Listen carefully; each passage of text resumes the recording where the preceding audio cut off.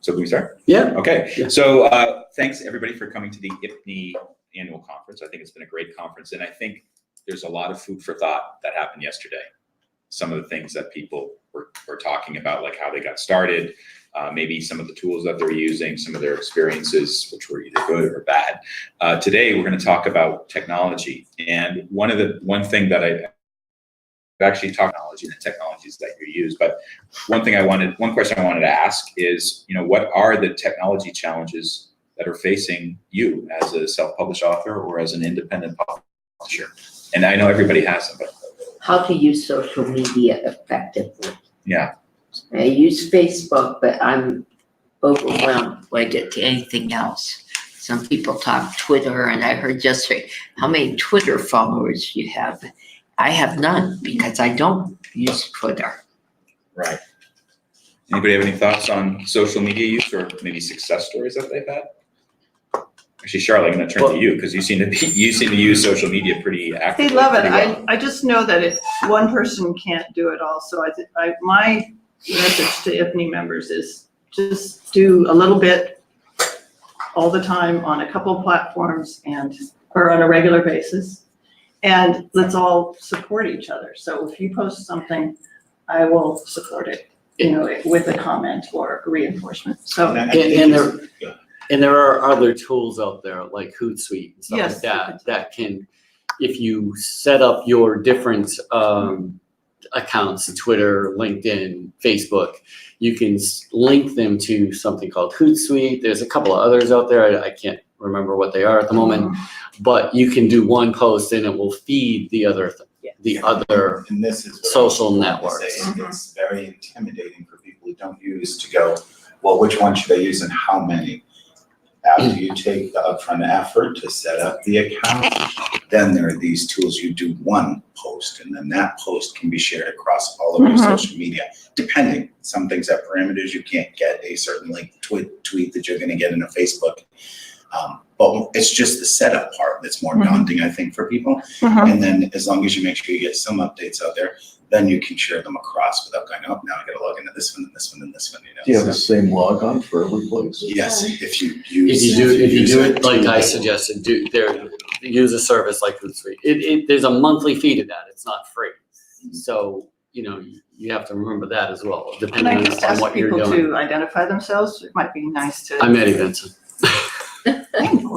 So I'm Michelle Baranskis, and I have been using social media for a while, probably the youngest person in the room. So, and it is a great thing, but it can be intimidating. I even find it so. But if you can get yourself set up on the main platforms, which I will tell you are Facebook, Instagram, and Twitter.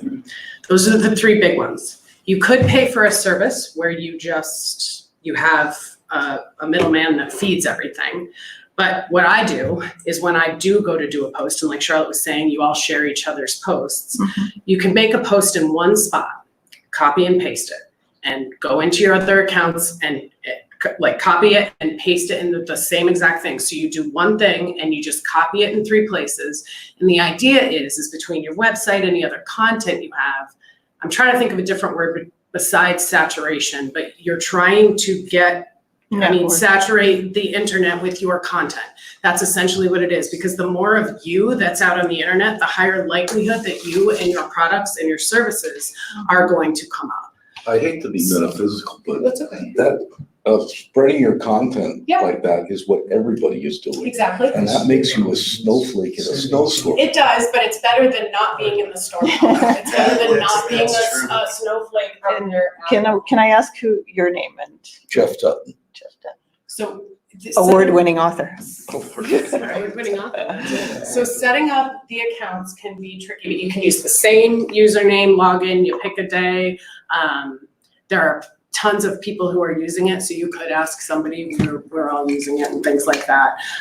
But it's that simple. I have the 3 accounts, and that's what I do. I make one post and you put it like for promoting a book or the book awards, and you just copy and paste it, and Does that it's out site there. know what you're doing with all the services you get? Do you get a feed from them through it? Yes, so there will be a feed. If you go on to, so I have apps on my phone and I use my laptop. I have an Instagram, a Twitter, and a Facebook one. And But you just geez, can how much sign they on know and you'll about get you the is feed. incredible. Yep, so that's something you need to be okay with, and it is the nature of the beast. I mean, if you It don't is want to just definitely be in hard to sell books bookstores. if you don't want people to know about you. But the reality is our biggest bookstore and platform is the internet. It just is what it is. So the more you can do to make your presence known out there, the better off you'll be and the easier time you'll have selling. And you want to have a conversation with people. You don't want to just say, buy my book, it's the best, because people will run screaming away from that stuff. So actually, Michelle, I'm glad you just said the phrase, our biggest bookstore is the internet. Is the internet. And I think this is a good time to talk about your own web presence besides social media. So I'm talking about author websites, publisher company website, or some other presence that you have where if people say, oh yeah, you can go to www.whatever.com to learn more about my book. What are folks doing with that? I have a website, PegRobertsAuthor.com. Mhm. You couldn't get PegRoberts.com. They already took it. So, and it's kind of basic, but I have an email that goes with it. So I use that with everything that. And your name You is? say Peg Roberts. Peg Roberts. Do you have an opt-in form? I will, yes. Right now, my email is peg@PegRoberts.com. So What David was asking is, do you collect emails from people? I will be, yes. I'm starting my email service probably this week. That might start sending out emails because the book will be coming out soon. My biggest challenge is using MailerLite and learning to do all of the things in that email service. That's my stumbling block right now. And I'm sure it's about the same no matter which website you use to do your emails. Right, and I think what people are talking about right now is building a list of people Yes. who you can email when you have a new release or something like that. I'm gonna call on David, because I think David knows quite a bit about this, but what are some general advice about building a mailing list or using it effectively? Well, that was gonna be the 11 o'clock session. Okay.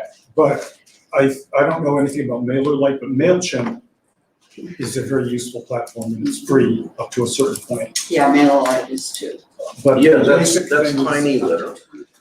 Tiny Letter is run by MailChimp and it's free and it's used by a lot of organizations. That's what I use to do blasts. Tiny Letter. It's free up to 2,000. Mhm. Yeah, Contacts. MailerLite is free up to Yeah, 20. but- And Squarespace is developing a competitive app to MailChimp. And if you happen to have Squarespace for hosting your website, that's included in the package. That's good. That's interesting. So, we just heard like, if you have up to 2,000 names or email addresses, it's free. So let's say that you're an author with 500 names or addresses. Like, what should you be doing to reach those people? What sorts of information should you be giving them? How often should you be pinging them? What are some best practices? In my opinion, there are a couple things you can do. You definitely want to promote your book at least once a month, but you should also do a newsletter. Give your readers something about yourself, not necessarily giving away too much personal stuff, but give them a reason to have an emotional attachment to you. And that will help people start following you. If they can find a connection to either your personality or the way you're writing or the subject matter. I mean, let's say you have a book, a mystery book, you can talk about, other things other than the mystery so that they know about you as a person. That I don't know why, but people are looking for that. Yeah, especially memoirs are really big. So if you're talking about yourself, something interesting you've done, or maybe not so interesting, but harrowing or something, then I think people like reading and stuff like that. And it can be about anything. It can really be about anything. It can be a newsletter, it can be a blog, it can be a short story, any kind, it can be a silly thing that happened to you, kind of thing that you just want to write about. You're basically getting your readers to fall more in love with you, based on any of your writing. And you brought up a good point when you said, you know, you can preview a chapter of your book. Yeah. You know, Great. put a chapter on there. Yeah. You know, or maybe you can even, when you're developing your characters, you can ask for someone to have like a raffle to have a character's name. You know, Input from the anything audience. along those lines. You can ask for beta readers, so you can get people to follow you to find out what your story is, to give you feedback on, you know, what's working and what isn't, what people are looking for. So those are some other things to think about as well. Great idea.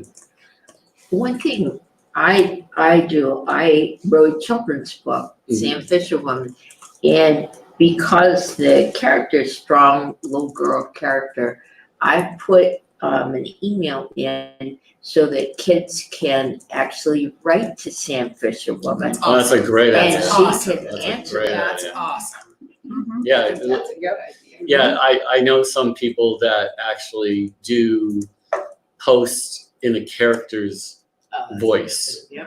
You know, that's something else that you could do. You know, so anything like that that's going to get interaction with your following.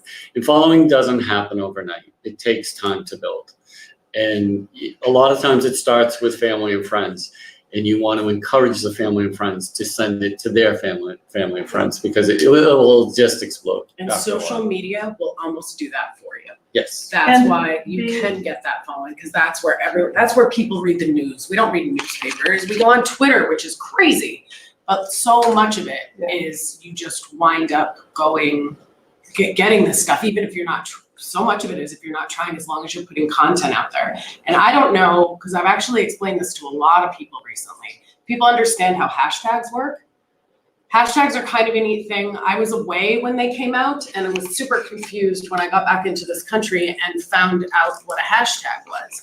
But they're neat because basically what a hashtag does is make a little club titled by this hashtag, a virtual club on the internet. So if you hashtag something indie author or children's books, if those hashtags, when you put them on Twitter, Facebook, and Instagram, if you click on them, they bring you to a conglomeration on the internet of where all those other hashtags were used. So you're going to get links to products, services, other posts where that hashtag was used, that kind of a thing. So not only is it going to help you generate ideas, but it's going to help, again, saturate the internet with your content. Get as much of it out there as possible. And on that line of thinking, you can also use the @ symbol and put, I'm going to use mysteries as an example. I could very easily put @Tom Clancy in my post. And that's going to feed that post to Tom Clancy's fans. If that's his official. Well, even if it isn't, that's good. My point is, it's going to, when you do the @ symbol in someone's name, it's going to feed it to whatever name you put. The other thing that I was recommended to me recently is anybody involved in your book, you do the @ or a hashtag for them, so they see it, so they'll retweet it or they'll share it, and that will also help. And it's as simple as that. You literally hit share post. So you Yeah. can share a friend's post. You can, and we can share your posts, that kind of a thing. So it just makes it literally making it so there's just less work for you in the long run, because people are going to see it and you won't even get notified, but someone's just going to share your post. Yeah. And the Getting it other- to more viewers. The other thing along what you said, family and friends. Right. Yeah. IPNE are your family and friends. The We old have, channels still work. we have a Facebook page where we will post members' events and news. So if you have a new book coming out, and then that automatically posts to Twitter, to our Twitter account. So it's like, just use us. We're your family and friends too. I'd like to get back to websites again, because we just heard some interesting things about building a mailing list. There's a term that a lot of website operators use called call to action. Sometimes they say CTA. And I'd like to ask the people who have their own websites, when you come to the front page of the website, what is the primary call to action? Or maybe you have 2 call to actions, or maybe you don't have any call to action. So, Michelle. on your website? First of all, do you have a website and do you have a CTAs on there? Probably? Nope, I do not have a website. I have a landing page on the Ormus Productions website. We have a publishing company. Okay. And on that for our authors right now, again, we're tiny, we have landing pages. So the website right now is actually in its developmental phases, but ultimately that's where we're headed. Yeah, so we're just rewriting everything and bringing it together under one site, right? 'Cause we had 3 sites, right? Author sites separate from the music stuff, separate from the publishing, which suddenly gets you into content's getting lost, the traffic's not driving all to one, so we're consolidating them all into one production site for publishing music and all that. And call to action is a very interesting thing, right? So for us now, we've just got the second release going out there. So it's really come hear about this, right? So it's the latest releases, the holding. So it's the first thing you're gonna see is brand new author, debut novel, click here, that'll take you to the videos, whatever else. That's just on there find now? out more. Yeah, but it's all in development. But that's Oh, I So see. that's an informational thing where you're sending people to find out get you more to, about and this. then that next place is if you engage, that's where you would say, okay, you can buy now on Amazon, you can do this, you can author kind of thing, you know what I mean? Right. So, and I say that because I think this is very interesting. So even when we just did the video for the release, just as a promo, you know, it's the first thing Nish, who does the video stuff, said is, what's the call to action? I said, oh, we're just letting people know. She said, but what's the call to action? Am I saying coming soon on Amazon? Am I saying come find out more? What is the, and I said, that's a great point. Let me get back to you. Yeah. Because that's very important because it's just, otherwise it's just content. Yeah. So then by the time we got to it, there was the call to action was come find out more on Amazon. But I think the point is now that we're getting everything redesigned, that is really just sticking with how do you design this? Where do you want, what level of call to action, right? For engagement first, the site we had was buy, right? Right. Don't know if you're interested yet, but everything was a buy option, like wanna buy. you know? Yeah, so Bill just brought up an interesting concept here. There's the concept of engagement, maybe finding out more about something or an author or a person. Then there's like actually support the business, buy this now. Is anybody else doing anything besides like an informational call to action? Oh, yeah. What are you doing? My site for my imprint is perfidy.press. You can bring it up if you want. Dot press? .press. Okay. Perfidy.press. What are people using to the internet? LTE on my phone. Oh, so I need a hotspot, okay. And the call to action basically is go away. Whoa. I Because, love that, because I because it's didn't, intriguing, go away, yeah, yeah. it actually says state your business, stranger. I like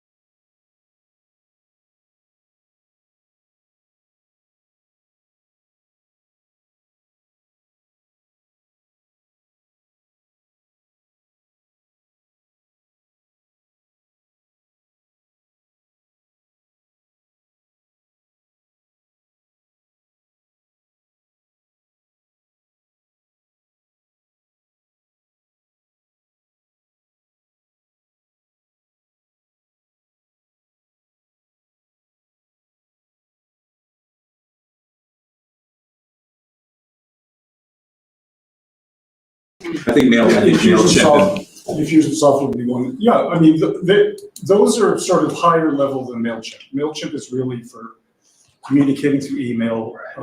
But if you can afford Infusionsoft, there's a lot of things you can do with that. That's Where very you can- expensive, though. Well, I know somebody who gets it for $25 a month. Oh, that's not I mean, the first time I met them, which was in 2008, they wanted $5,000 just to get in. But they will waive that at certain times, but, they allow you, You're talking about Salesforce? no, No, Infusionsoft. Infusion. Infusionsoft. I know somebody who has 400,000 people on his email list. So when they go to Infusionsoft, he does a lot of opt in to get on the list. He does a lot of advertising. So when you go to his opt-in, you're supposed to fill out, rank 7 different things, like I need help with my business, or I need help with my branding, or whatever. So you rank these 7 things, and he will then put you on a little journey depending on how it ranks. And then Infusionsoft will allow you to send this email to that person who said this, and another email to somebody who said So that. sophisticated. So it's very sophisticated. But you don't need that right away. But CRM is just another term. I mean, that industry, in fact, the whole computer industry, comes up with a lot of buzzwords, partly to confuse themselves as well as the client or the customer. So it's like you have to have the latest thing. You have to be on Facebook, or you have to be on Pinterest, or everybody's saying that. You have to be on this, you have to be on that. If you're not on it, you're a loser. They do that a lot in that industry. It's the only industry other than the drug industry, or illicit drugs, where they call the customers users. Yeah. So yesterday when we were listening to Cheryl Richardson, she had a very interesting quote, and it said, "Don't put energy into dead ends. Put energy into avenues that build your audience." And specifically, when we've been talking about technology or tools, what are some things that have kind of been a dead end, or you've moved away from that? So since you've been publishing, or since you've tried something out and it just didn't work the way that you expected it to. Twitter.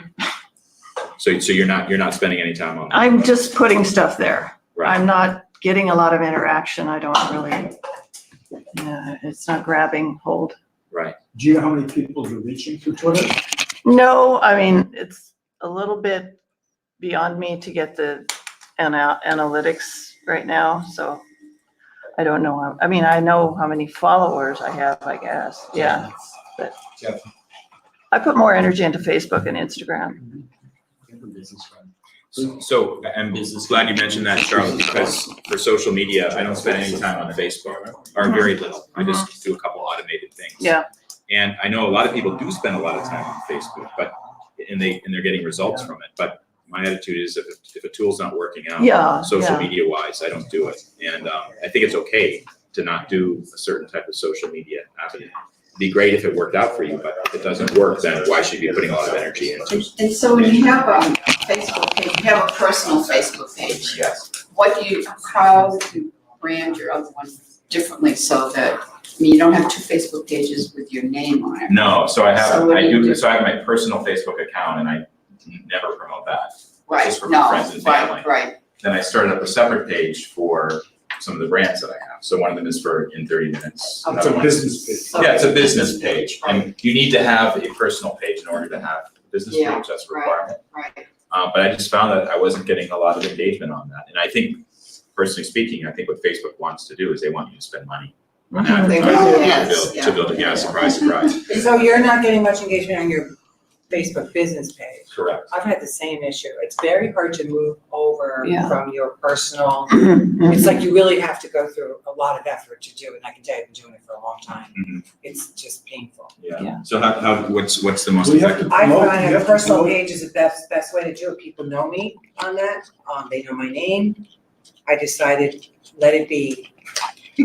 I just can't keep beating the head against the wall. Yeah. You So can tell them to go to your business page. And- Yeah. you can, but I've done it. Trust me, I've done it a million different ways and it's worth it to get them over. I think you kind of need to be there, though. You just need to be on there and have a place for people to come. Do you send out emails to people?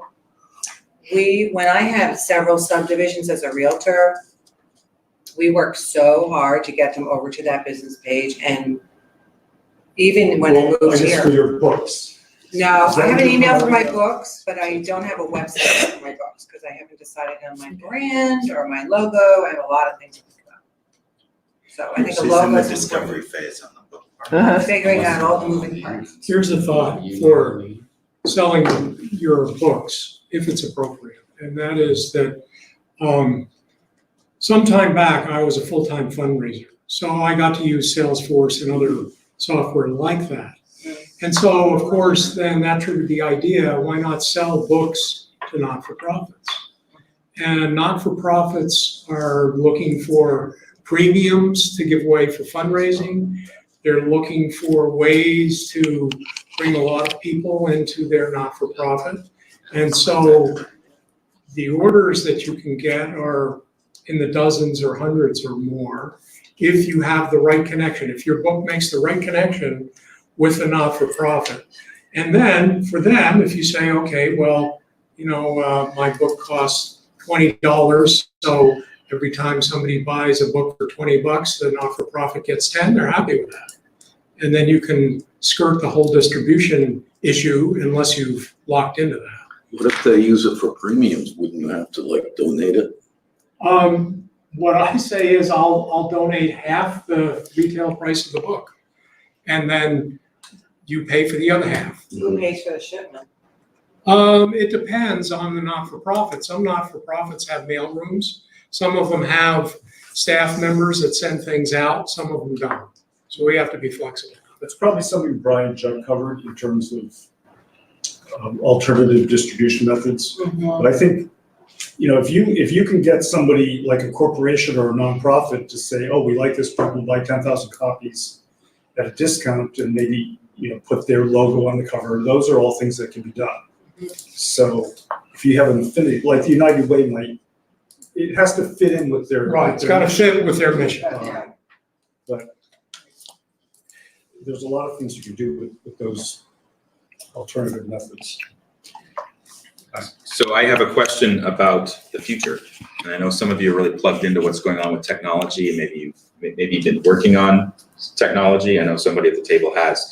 So what are the trends that are taking place with technology that are getting exciting for you, where you see that there's an opportunity here? Well, yesterday, Robin Cutler showed me a business card that she got that was augmented reality. Did anyone else see that? Did she show that to you?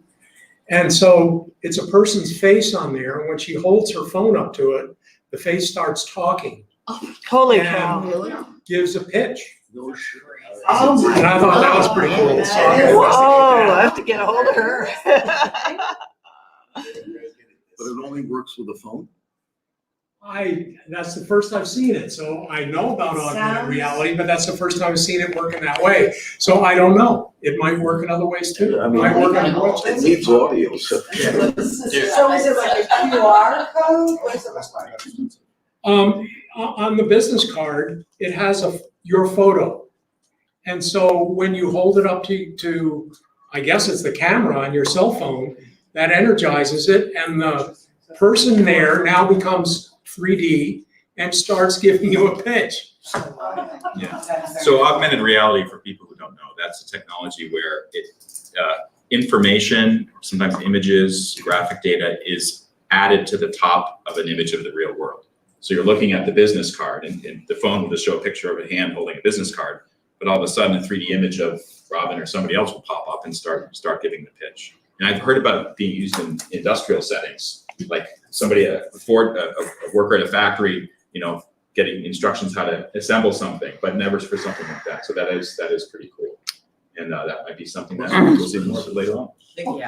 Just want to share another example that you could experience. If you have an Android phone and use Google Maps, you can turn on augmented reality with maps when you're walking down the street, and it's going to exactly tell you like location and stuff. To sort of bridge the gap to the content in individual books, it's a great tool where if you know certain settings are referenced in your book, use those as or use your book to be able to show and display information there. It's very new technology. It's still pretty convoluted to get on it and use it and leverage it. Only for Android users? Right now it's Google Maps. That's the reason it's Well, restricted. but you can have Google Maps on it. That's what I use, but I have an iPhone. Yeah, I'm aware of it being available on Pixel. Okay. I'm sure, it'll catch up. Eventually, yeah, no, that's. So I could use it on this and Yes, you definitely can. That's definitely great. you gotta show me when we're done. Sure. Have you seen that? She showed you It's that. an augmented, It's actually augmented reality. To get some perspective on what that is, essentially it's taking that picture, using that picture as a link Oh, sorry. to find within the image search, it's using that picture as a link, and then it plays the corresponding video in that space. So that's why you feel like, oh, the person just started talking. That's what it's doing. Hey, what was your What's name? something that's making me think about, I have a recording, I'm Maggie Kemp, by the way. Thank you. Wrote Sam Fisher Woman, and I had my son record me and put on my website. There's a pitch for my book, and I read part of the book, and then say, "Oh, find out what happens." Read Sam Fisher Woman, and I also am a poet, and he recorded some of my poetry. Now I have that is actually not on the website yet, but it will be soon. Is there a And- special app for that, or you just load that on? No, I put it on YouTube and gave through YouTube, and but that's something that I wonder if I could take some of that and put excerpts, put on like a sales pitch, like for the book, like you talked on the augmented reality card. I'm also wondering what the best way is to bridge the fact that not only do I write children's books, but I am a poet. And I'd like to bridge the two. And I have both things on my website, but I'm always looking for new ideas. Yeah, exactly. So I'm just curious if anybody's familiar with AI. Sure. So how much of that is starting to sort of permeate the book industry? I don't know, just throwing it out there. I don't think it I is know yet. real estate is a big thing, like people Yeah, it actually is, know who's looking at what, and how many bedrooms they want, and how old they are, blah, blah, blah, blah, blah. This is a good question, because this is a technology that's definitely coming down the pike, and I'm gonna turn it over to you, because I think you know a lot about it. What do you know about AI? You must be Well, the obviously, right? Amazon uses AI to figure out, what's out there. Tell us who you are too. I'm Nirmit Dinesh, founder of Float. Float is a Oh, he's local the float guy. yes, local technology startup, and essentially, by AI, it's really machine learning on the back end where, it's crunching a lot of data to understand and interpret what is being made available, or what we as humans sort of analyze and think. From a book or a publishing world, I think one area that I'm focused on, my partner focus on, is how to extract information from audiobooks and have it be available, to individual publishers and authors much earlier in the cycle. Many of you might have heard about Audible doing transcribes from audiobooks and it being super controversial, where I think there's lawsuits against them and stuff for copyrights. But that is AI. That is machines being able to extract information from audio and being able to understand. So if it's written text, being able to convert written text into audio format. If it's an audio format, being able to convert that into written text. There's also a service, a very brand new one from Google, where it can detect emotions and feelings based on monitoring that. And it's real. It is, it's in a very nascent state at this stage. But for myself, I can say, I would love to bring that and make it be available for individuals. And that's what we're trying to do. And don't they use that in job interviews?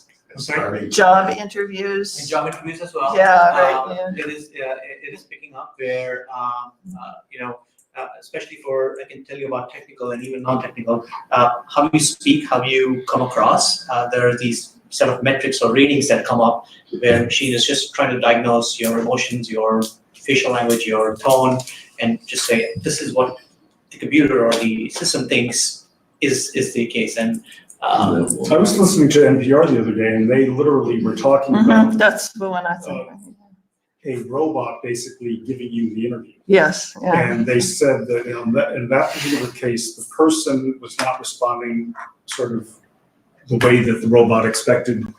So the robot flagged a human to come in and finish the interview. Yeah. And I think the person had ADD or Yeah. ECD or whatever it was. But what I wanted to say was about AI. I mean, AI is this huge concept that has at least 30 different permutations. And probably the one that we're most familiar with is the recommendation engine, where you go to look at a book on Amazon, and it'll show you all these other books, which I think is really valuable.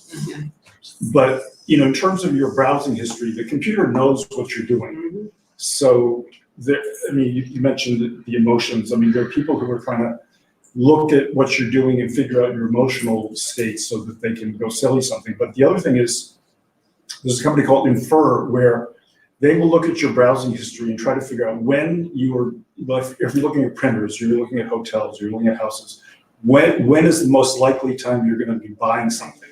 And so people subscribe to Infer like a printer, like an HP, and then they will tell HP, we think these people are going to be buying a printer very soon, as opposed to 6 months down the road.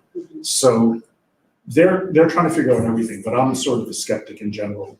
I don't think they can quite figure out what they think they want to figure out. The recommendation engine could also be used for people. Think of a bunch of books. Instead of the books, it's the authors that they're recommending. And behind the scenes, they are probably doing that to everybody who goes to the site.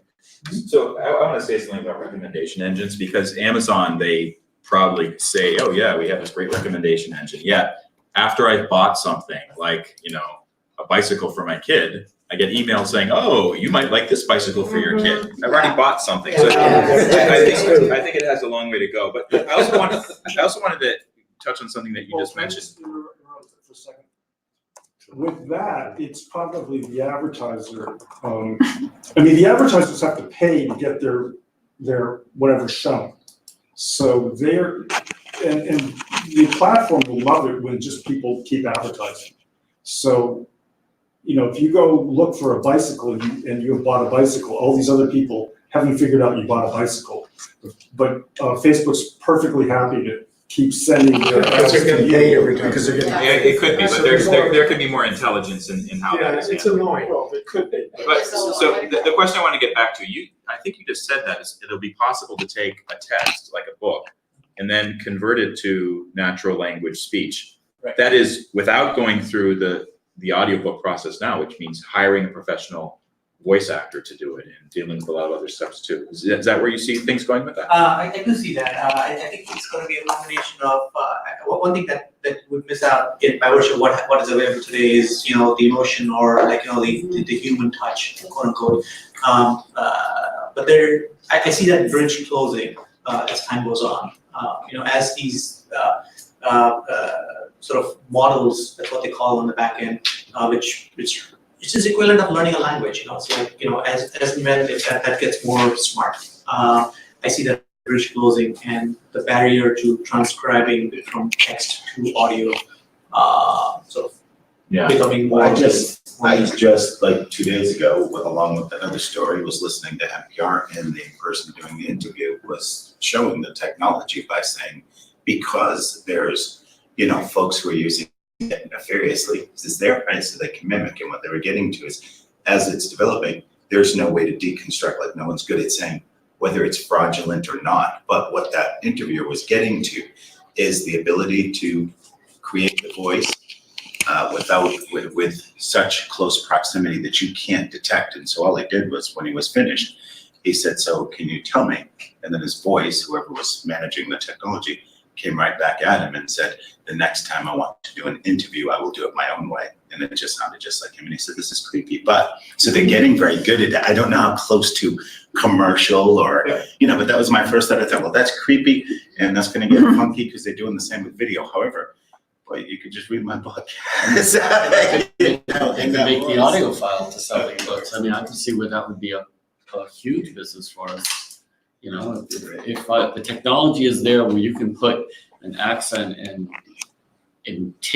have it, the computer read your book into that voice, that person's voice, there goes away hiring anybody to read it. You wouldn't have to. Joe Coffey's out of work. I don't think it's going away as much. And this has been a trend, I can say, for technology. It's not replacing the human always. It's really augmenting or really complementing what a human can do.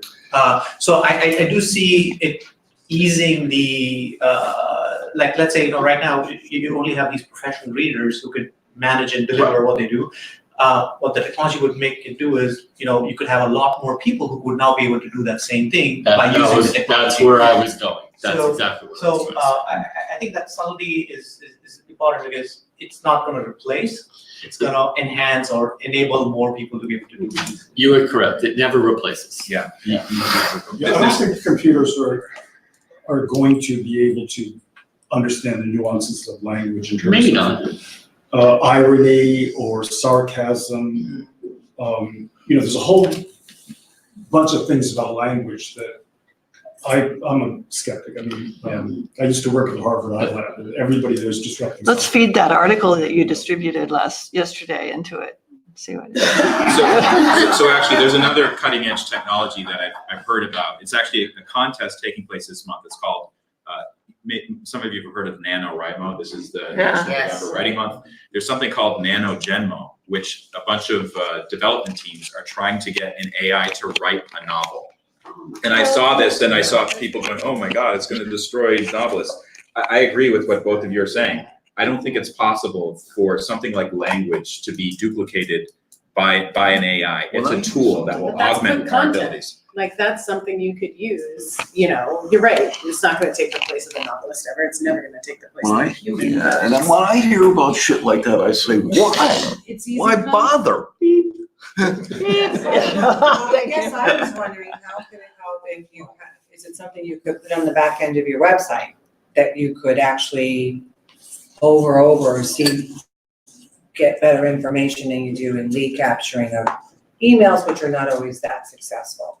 So I guess I wonder, is it, I don't know what it is, because I'm not clueless on the technology. Is it a chip? Is it I don't know what it is. It is. Is it a piece of hardware? It's like- It's coding. Coding on the back end of the Okay, website. so is that something that is potential for a back end of a website? If you had a website that was an author or a writer?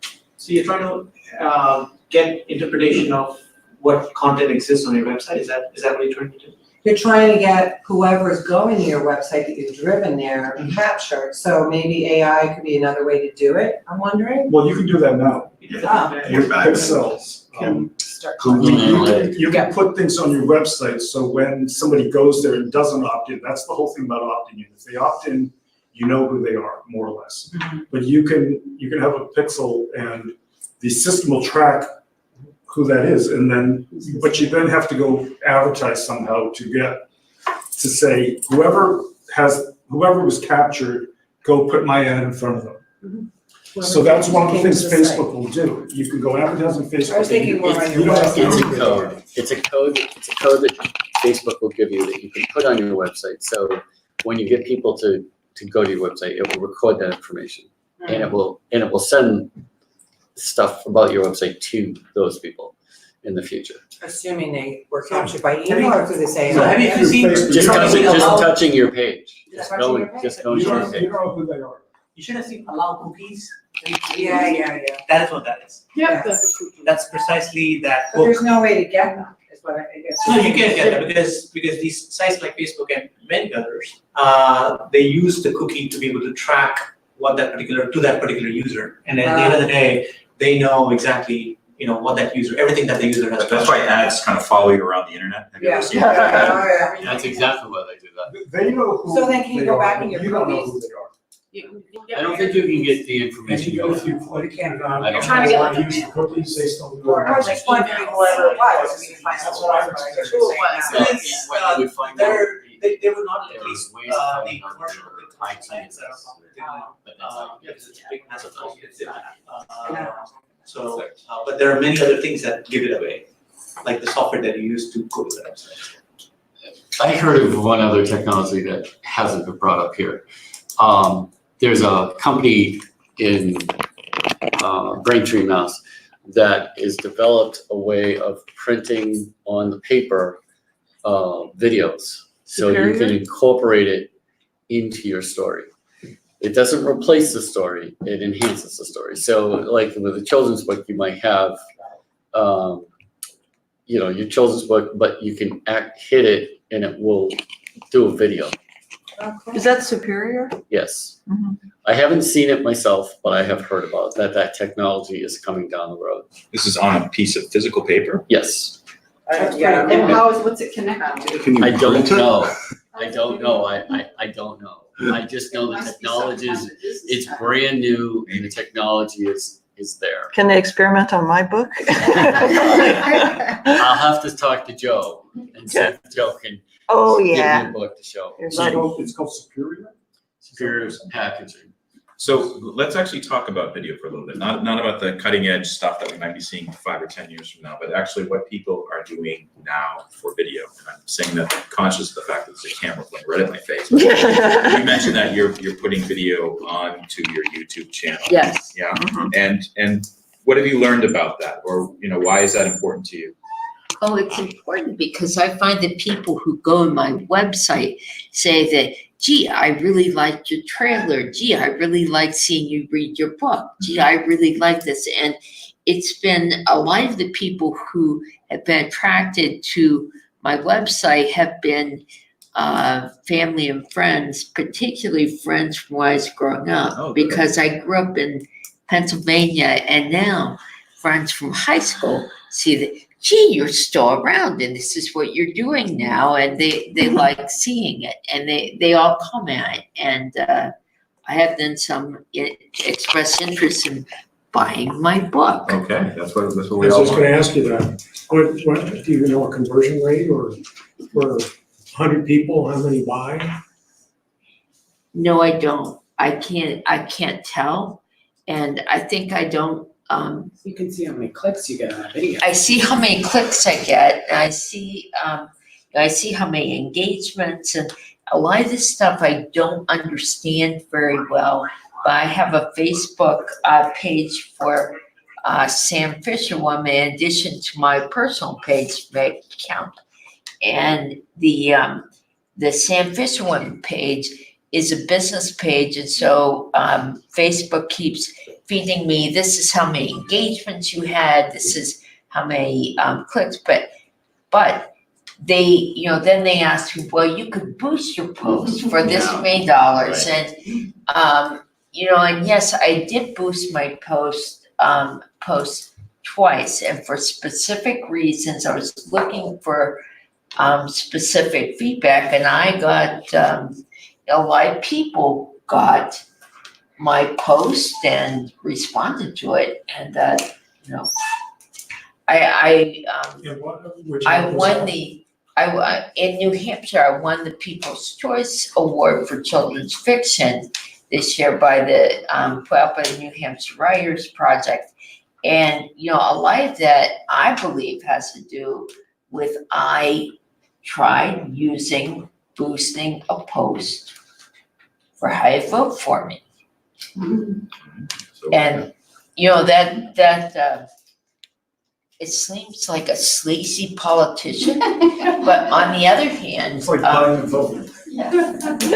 it is. But on the other hand, That's what they advertise. I mean, I approve this message. I mean, what is sleazy about? I mean, that's the American way. well, yeah, I don't really think it's sleazy in this from the standpoint that my book did win an award, or did not win the award. It got an honorable mention from the New England Book Festival based on just the book being submitted and being judged and so forth. Mhm. But I have had good responses to my book, and I sold a lot the first summer by myself.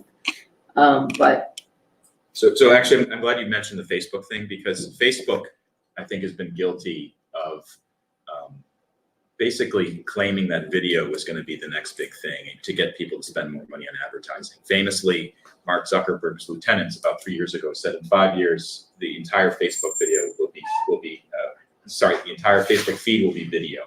And this convinced a lot of media organizations and nonprofits to go over to Facebook, abandon their website, just thinking that that's where everything was going to happen. It was going to be a bucket of rainbows. It didn't work out that way. I find them annoying. I Like, they think put these things A up. huge reason is because YouTube already exists. So Right. you're talking about we're talking about content. I think it's interesting that you were kind of apprehensive about the social media thing. You're already doing it.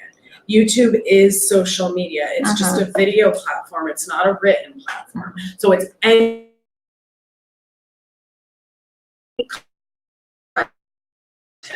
written, literally anything out on and records. It's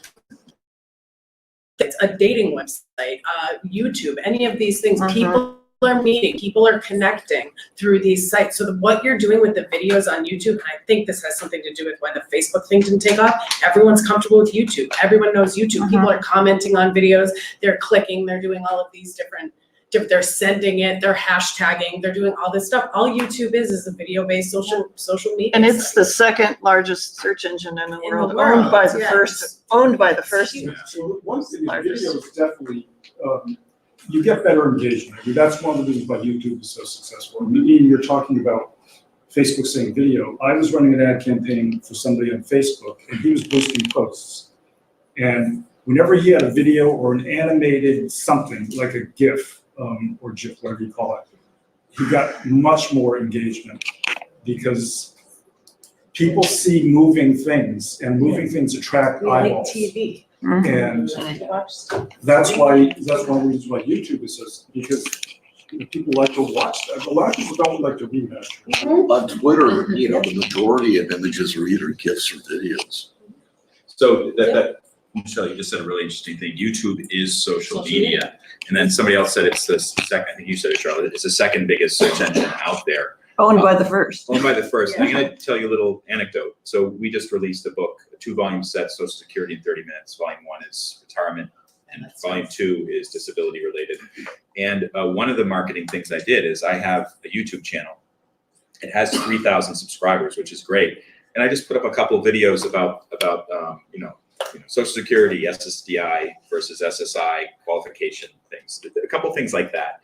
And I was shocked that in the first couple days, I was getting thousands of views on each one of those videos, which is more than any other videos I've done in the past about Google Drive or Dropbox or LinkedIn and the other stuff I usually talk about. And I think what was happening is it was showing up very prominently in search, and it was getting a lot of people on there, but then it would immediately disappear. So I was doing something inadvertently. Did you have hashtags and? I wasn't doing anything like that. Just It was just a relay. straight ahead video, and I wasn't even promoting it anywhere else, but I was getting massive response. I think a reason why too is in the old days when we had to figure out how to navigate a thing. So Social Security, retirement, you hit that and everyone hits it for the first time and it's brand new to them and they have to learn about it. And now instead of reading about things, we watch videos to learn stuff, which is why I think there's people out there going and searching and they want they want a human being or someone to talk to them about it, which is through a video.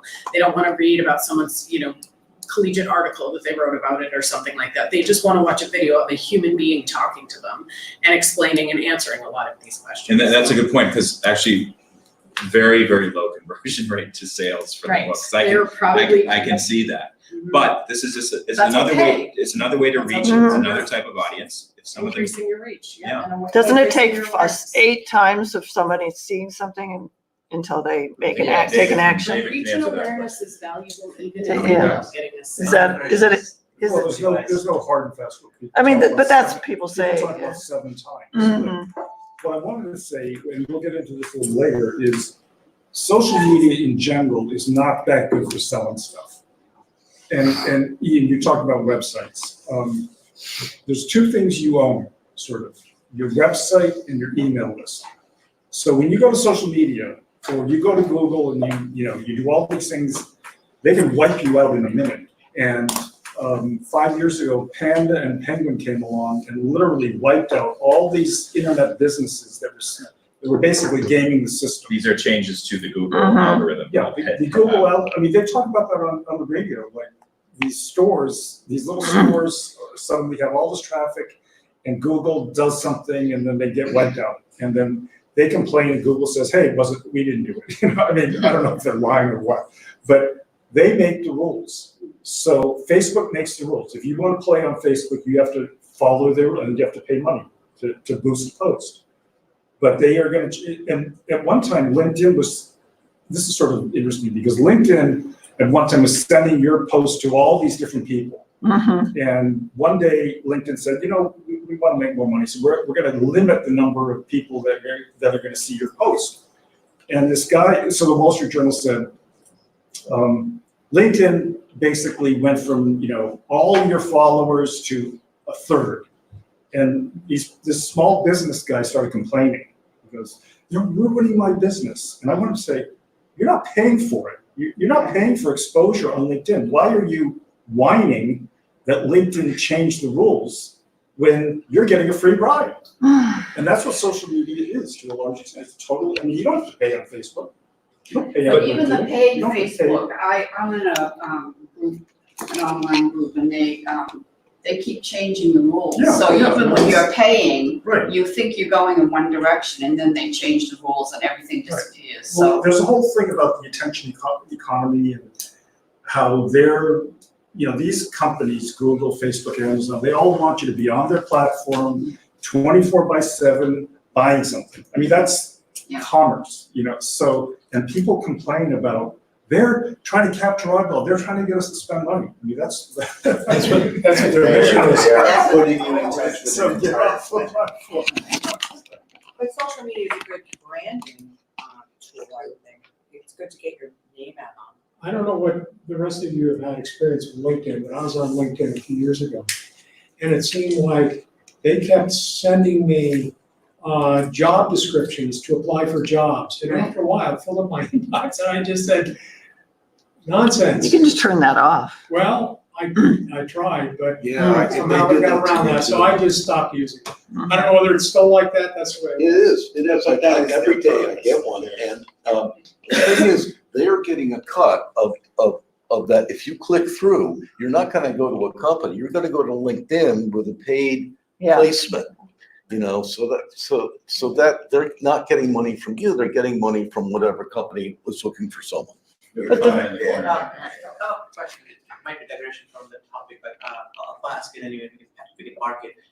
We talked about how technology is changing, but I'm really curious on what have individuals like yourselves found the users or your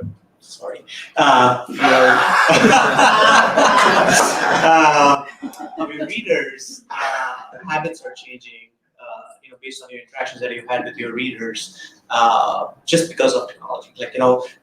This was touched upon yesterday around, too much social media, not having enough time to, be able to spend an afternoon reading because you're constantly getting interrupted. I believe it was Cheryl or Robin, I forget who mentioned that. But I'm curious, as you engage with your readers, what have you heard? How is social media or how is technology impacting their reading habits or their consumption of media? So when I got started with publishing 7 years ago, this is just when the Kindle was starting to ramp up, and everybody was predicting that the Kindle would just take over everything. Print was dead, bye-bye paperback. And actually the percentage of sales that I have that are paperback has gone up in that time. It hasn't gone down. I've heard, although I can't verify this, maybe other people know, that for some genres, the ebook definitely has really taken over. And that audience, they prefer that type of format to be reading. But for what I do, which is utility nonfiction, these are how-to guides for the most part. My audience, it skews older. They like the printed word, or they like to have a printed reference they can just grab off. They don't have to open the Kindle, search through their library, find this darn thing. It's just on their bookshelf and they can grab it and use it that way. And that's okay with me. That said, I do realize that over time, that's probably not going to be the way that my audience works. They may be even using the tools that you're talking about, voice assistants and whatnot, to ask questions and get answers. And for me as a publisher, I think, how can I fit into that realm? Because I do have expertise. Now it's locked on paper or in an ebook, but in the future, it may be something where it's in some sort of database, and I don't know how the business model would work, but that expertise is extracted when somebody asks a question. Alexa, how do I fill out my LinkedIn profile to make it really effective? That technology's out there now. Cengage uses that technology on the educational field. So the technology of what you're talking about, Ian, is there. It's being used every day, but it's in the educational field at the moment. You know, I think when you talk about that, does print go away and then ebooks is interesting that we're only putting out the second book we just put out, but it's however you want to call it, it's also erotica and romance. And Michelle, who is the editor and the author, did their research and said, it's literally, we're just worried about ebooking. And I said, this takes me a lot of time and effort and money. And I want to print books, so we're doing both anyway. I haven't done the research to know. And then I thought, well, why? I can see the high numbers. They're not what everybody thought they were. But then it's a genre. And they said, because I don't read erotica. And there's almost, I'm going to call it a shame factor. It's not really, but because it's easier to not keep your erotic novels with your pictures. It's because you the don't have target to show the market for covers and you're erotic reading. novels is a lot of married women with children. So you don't want an erotic novel laying out on your table. So almost all of them, no. This just never occurred to me, Yeah, right? no, I never so carried one it on. sits on a Kindle and like over 90% of erotic novel sales are over ebook. So that was initially all we were gonna do, was just produce an ebook. We decided on doing the paperback for events like this and things, but we don't expect our sales to, that's not where they're gonna be from. It's just not. The author is a consumer of the genre herself. And I wound up learning a whole lot about it, but it's just, I mean, a matter of knowing your, knowing your audience, I think know it your ties audience. a bunch of the stuff that's being talked about here, which is how are readers engaging and reacting to technology? Also, is technology ever really going to replace the human factor and all that? And it's not, but what flushes out over time, I think, is what, people see is, oh, but over here in this niche, it's gonna latch on to the e-format, that's fine. And over here in this niche, it's not. These things are always going to be things that people like to touch, paper over here or whatever it is. But so it's got, everything finds its place. But there's an awful lot of shit. I can see in a technical book, you'd want to be able to highlight and get a definition of a term, or in almost any Or book. extract the code right out of it. Like, ooh, there's Right. So, I mean, there's a market there. I also think whoever manages to put videos in erotic ebooks is going to make a fortune. Working. Totally, absolutely. Oh my goodness, that's gonna help me. Print them on the page.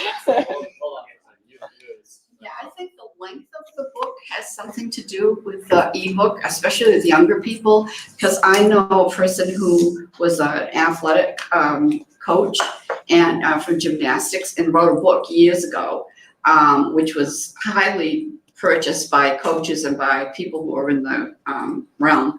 And now he's taken it and he's divided it up into chapter books. And he sells each chapter separately, and he said it's flying off the shelves. That's another way of marketing. Yeah, I've but, heard. but I mean, he said that he knows a number of people who they're just writing short things to put on because people's attention span is so short that they want to read short things. Speaking of that, I'm writing what I call post-attention span poetry. All the poems are a maximum of I love 5 it. lines. And they have photographs. What is this haiku? No, they're not, they're quintains, they're 5-line poems with Hold up photographs. to the camera. Yes. That's very true. So Oh, that's so it's cool. post-attention That's span poetry. Love it. So that people can look at the photo and they can look at the 5 lines Let's see the beautiful cover.